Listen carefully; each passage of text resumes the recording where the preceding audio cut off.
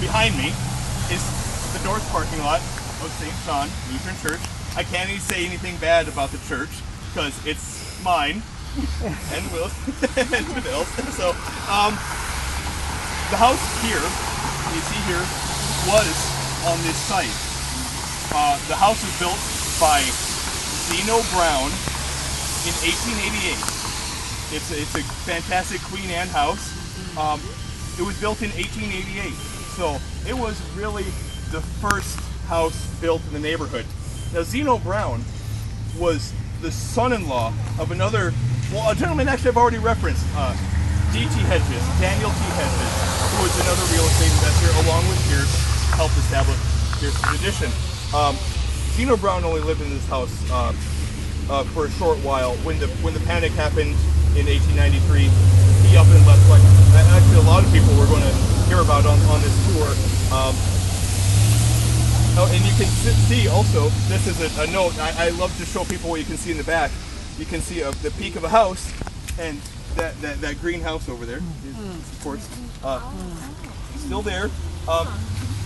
And you know, we can sometimes tell, we know when that house was there. This is from a book that was of pictures published in 1889. So the house was here in 1888, and this photo probably from 1888 or 1889. Oh, one interesting thing you're going to see on some of the older pictures from the 1890s and the 1880s, these trees. What you say, boy, this street was brand new. How do we have what look like 20-year-old trees already standing here? One of John Pierce's businesses, other than his real estate business, he founded the Sioux City Nursery and Seed Company. So, in addition to having the real estate, he was growing trees at the Sioux City Nursery and Seed Company over at 20th and what is today Floyd Boulevard. You can part of the buildings are still there from that, but you're going to see some crazy looking trees in these older photographs in just a little bit.